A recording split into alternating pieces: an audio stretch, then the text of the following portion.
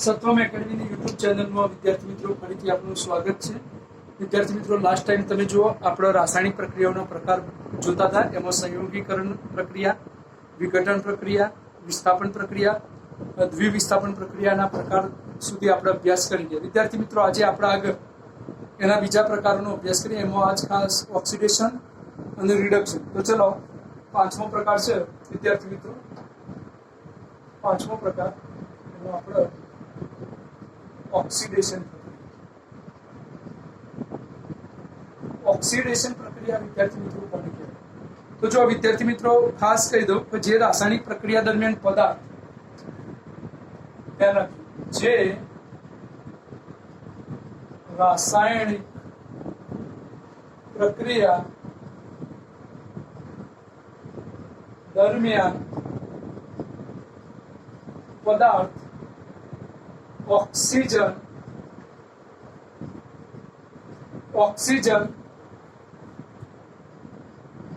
મેળવે અથવા હાઇડ્રોજન દૂર થાય। યાદ રાખજો વિદ્યાર્થી મિત્રો, ઓક્સિડેશન પ્રક્રિયા કોને કહેવાય? તો જે રાસાયણિક પ્રક્રિયા દરમિયાન પદાર્થ ઓક્સિજન મેળવે અથવા હાઇડ્રોજન ગુમાવે તો તેને ઓક્સિડેશન પ્રક્રિયા કહે છે। તો તેને ઓક્સિડેશન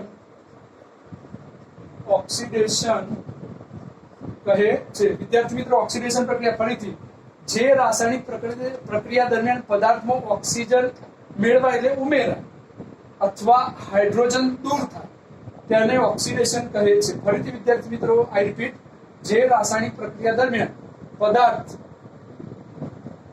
ઓક્સિજન મેળવે અથવા પદાર્થમાં ઓક્સિજન ઉમેરાય અથવા હાઇડ્રોજન દૂર થાય તેને ઓક્સિડેશન કહીશું। હવે વિદ્યાર્થી મિત્રો, આપણે થોડી આવી જે ઓક્સિજન ઉમેરાતી હોય એ બધી પ્રક્રિયાઓના થોડા ઉદાહરણ વિશે આપણે અભ્યાસ કરી લઈએ। તો ખાસ કરીને એક સર્વસામાન્ય ઉદાહરણ છે વિદ્યાર્થી મિત્રો, કાર્બન અને ઓક્સિજનની પ્રક્રિયા। કાર્બન સોલિડ અવસ્થામાં, ઓક્સિજન ગેસમાં, કાર્બન એટલે કોલસો કહી શકીએ। સર્ગ એટલે કાર્બન ડાયોક્સાઇડ વાયુ ધુમાડા સ્વરૂપે ઉત્પન્ન થાય। કાર્બન વત્તા O2 gives CO2। તમે વિચાર કરો, અહીંયા કાર્બનની અંદર ઓક્સિજન મેળવ્યો, કાર્બને ઓક્સિજન મેળવ્યો અને CO2 બનાવ્યો, એટલે આપણે આ પ્રક્રિયાને ઓક્સિડેશન પ્રક્રિયા તરીકે વિદ્યાર્થી મિત્રો ઓળખી શકીએ। બીજી એક ધાતુની પ્રક્રિયા છે, તો ભાઈ Mg+O2, તો એમ અહીંયા તમને નિપજ મળે MgO, બરાબર। અહીંયા તમને વિદ્યાર્થી મિત્રો જે નિપજ મળે MgO, પણ અહીંયા O2 છે, તો આને બેલેન્સ કરવા માટે 2 લખીએ તો અહીંયા Mg આગળ પણ આપણે શું કરવું પડે વિદ્યાર્થી મિત્રો? 2 લખવા પડે। એથી આગળ વાત કરીએ વિદ્યાર્થી મિત્રો, તો આ ધાતુનો ઓક્સાઇડ બન્યો, મેગ્નેશિયમ ઓક્સાઇડ વંચાય। શું વંચાય? Magnesium oxide. ધાતુના ઓક્સાઇડ વચ્ચે તમે ઘણી બધી પ્રક્રિયાઓ લઈ શકે। ચલો, આમાં આપણે બીજી એક લઈ લઈએ, કોપર, Cu, તો Cu+O2 gives 2CuO, copper oxide બન્યું। શું બન્યું? Copper oxide. અહીંયા તમે Zn+O2 કરી શકો, Zno મળે, બરાબર। એટલે ઓક્સિજન ઉમેરવાની તો જે ઓક્સાઇડ બનાવવાની જે પ્રક્રિયાઓ છે ને વિદ્યાર્થી મિત્રો, તમે ઘણી બધી લખી શકો। ચલો, હવે આના ઓપોઝમાં જોઈએ, છઠ્ઠો પ્રકાર જોઈએ છે વિદ્યાર્થી મિત્રો, બરાબર। એને આપણે કહીશું રિડક્શન પ્રક્રિયા।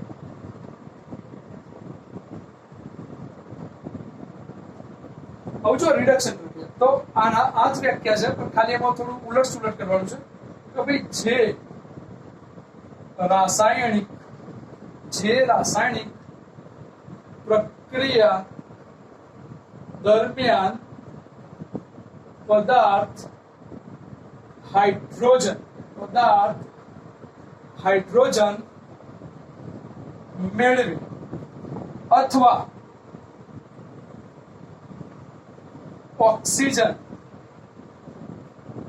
મેળવે અથવા ઓક્સિજન દૂર થાય તો તેને રિડક્શન પ્રક્રિયા કહે છે। જો વિદ્યાર્થી મિત્રો, રિડક્શન પ્રક્રિયા લે જે રાસાયણિક પ્રક્રિયા દરમિયાન પદાર્થ હાઇડ્રોજન મેળવે અથવા ઓક્સિજન દૂર થાય તો તેને રિડક્શન પ્રક્રિયા કહે છે। તો આની અંદર જુઓ, આપણે કોઈ ઓક્સાઇડ લઈએ તો ભાઈ CuO, એની આપણે હાઇડ્રોજન વાયુ સાથે પ્રક્રિયા કરી CuO બરાબર. તો આમાંથી બે પ્રકારની નિપજો મળે વિદ્યાર્થી મિત્રો. કારણ કે જો Cu પ્લસ H2 એટલે જો અહીંયા Cu એ કોપર એ O ગુમાવે બરાબર, એટલે O ગુમાવે એટલે O દૂર થયો, ઓક્સિજન શું થયું? દૂર થયું. બીજી રીતે કહીએ તો ઓક્સિજન એ હાઇડ્રોજન મેળવે એટલે H2O બન્યું. આ પ્રક્રિયા થઈ એ રિડક્શન પ્રક્રિયા થઈ. તમે જુઓ Cu જોડેથી O દૂર થયું એટલે Cu નું રિડક્શન થયું. એટલે આ પ્રક્રિયા કઈ કહેવાય? રિડક્શન પ્રક્રિયા. એ જ વસ્તુ આની લઈ લઈએ, CO2 લઈ લઈએ. ચલો CO2 પ્લસ H2 આપણે આ જ પ્રક્રિયા જે ઉપર ઓક્સાઇડ બનાવ્યા હતા એની પ્રક્રિયા લઈએ તો અહીંયા થાય શું? તો આમાંથી એક O દૂર થાય એટલે CO બને. કાર્બન ડાયોક્સાઇડ હતું, CO બન્યું કાર્બન મોનોક્સાઇડ. એને શું કહેવાય? Carbon monoxide. CO એટલે કાર્બન મોનોક્સાઇડ. અહીં O દૂર થાય એટલે પ્લસ શું બન્યું? H2O બરાબર. એટલે અહીંયા જો CO છે, અહીંયા CO2 છે. તો CO2 હતા એમાંથી એક O ગુમાવ્યો એટલે CO બન્યું. એટલે અહીંયા CO2 નું રિડક્શન થયું. કોનું રિડક્શન થયું? CO2 નું. જો ઓક્સિડેશન કે રિડક્શન પ્રક્રિયા કોનું થાય? અને એ થઈ અને નિપજ મળે. તો તમારે અહીંયા મારે કેવું હોય તો CO નું રિડક્શન, અહીંયા કેવું હોય તો CO2 નું રિડક્શન. ઓકે, આપણે એ રીતે કહી શકીએ. જે એનું ત્રીજું ઉદાહરણ તો ઉપર MgO નું જ લઈએ સાહેબ. તો આપણે MgO બરાબર. આપણે અહીંયા હાઇડ્રોજન ઉમેરવાની પ્રક્રિયા લઈએ છીએ એટલે H2O તો gives Mg plus H2O. તો જુઓ અહીંયા MgO એ O ગુમાવ્યો, Mg બન્યા એટલે એની અંદરથી O રિમૂવ થયો, દૂર થયો. એટલે O દૂર થાય એ પ્રક્રિયાને શું કહીશું આપણે? બરાબર, રિડક્શન પ્રક્રિયા બરાબર. ઓક્સિજન દૂર થાય એટલે અહીંયા MgO નું રિડક્શન થઈ અને MgO માંથી શું બન્યું? Mg બરાબર. એટલે આ રીતે વિદ્યાર્થી મિત્રો આ બધી પ્રક્રિયાઓ આપણે રિડક્શન પ્રક્રિયાઓ તરીકે ઓળખીશું.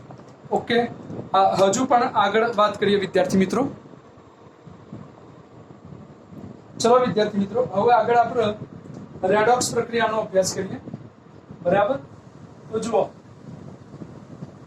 રેડોક્સ પ્રક્રિયા.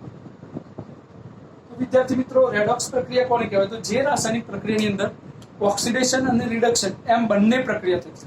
જે રાસાયણિક પ્રક્રિયાની અંદર ઓક્સિડેશન અને રિડક્શન એમ બંને પ્રકારની પ્રક્રિયાઓ થતી હોય તેવી રાસાયણિક પ્રક્રિયાને આપણે રેડોક્સ પ્રક્રિયા તરીકે ઓળખીશું. ફરીથી વિદ્યાર્થી મિત્રો કે જે પ્રક્રિયા હોય એ પ્રક્રિયાની અંદર ઓક્સિડેશન અને રિડક્શન એમ બંને વસ્તુ થતી હોય. ધ્યાન રાખો જે પ્રક્રિયામાં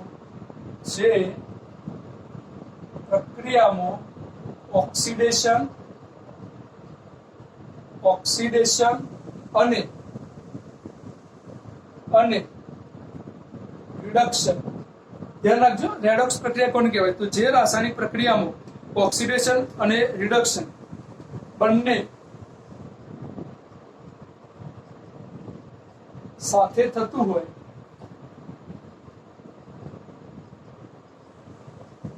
તેવી રાસાયણિક પ્રક્રિયાને રેડોક્સ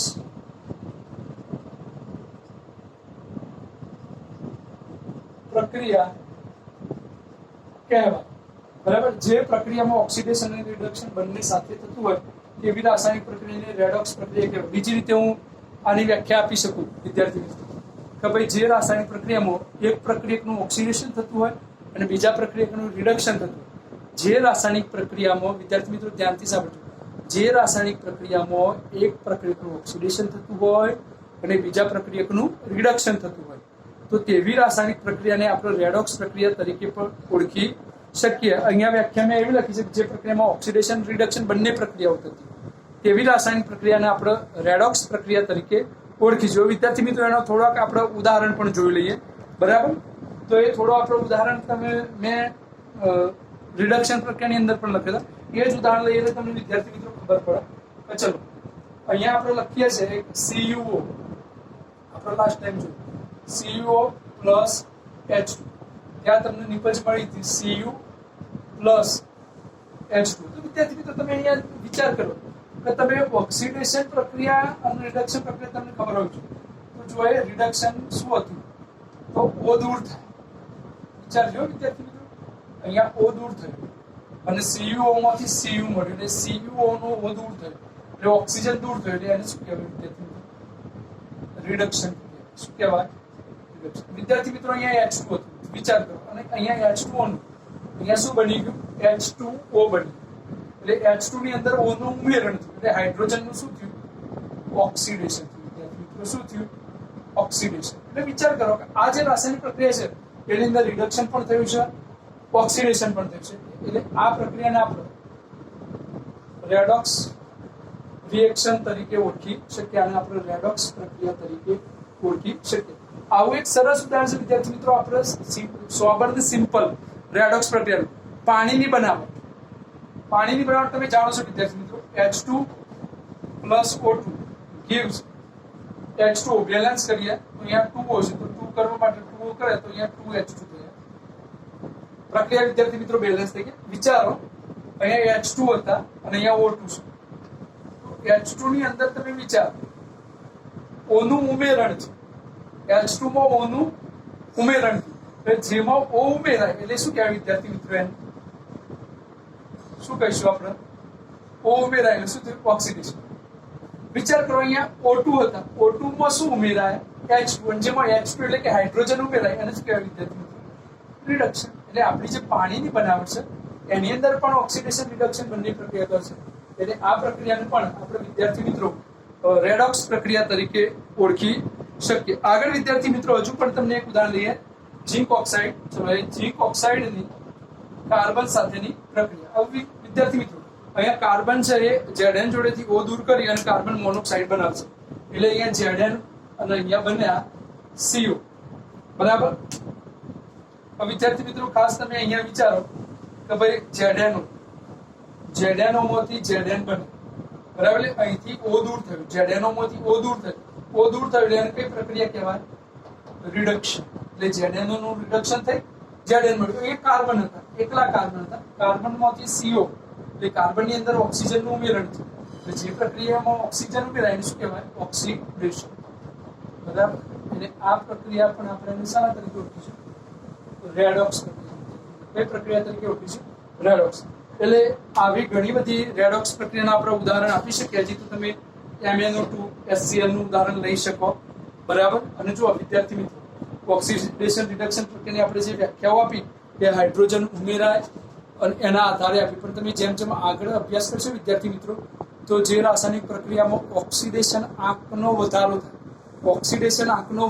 થાય તે રાસાયણિક પ્રક્રિયાને આપણે ઓક્સિડેશન કહીશું અને જે રાસાયણિક પ્રક્રિયામાં ઓક્સિડેશન આંકનો ઘટાડો થાય તેવી રાસાયણિક પ્રક્રિયાને આપણે રિડક્શન કહીશું આવું આગળ તમે ભણશો એટલે વિદ્યાર્થી મિત્રો આવશે હજુ એમાં આગળ પણ આવે ત્રીજી વ્યાખ્યા કે જે રાસાયણિક પ્રક્રિયામાં જે તત્વ ઇલેક્ટ્રોન ગુમાવે એ ઓક્સિડેશન અને જે તત્વ ઇલેક્ટ્રોન મેળવે એ રિડક્શન એટલે આવી તમે આગળ જેમ જેમ અભ્યાસ કરશો વિદ્યાર્થી મિત્રો તો એની વધારાની વ્યાખ્યાઓ પણ તમારે આવશે બરાબર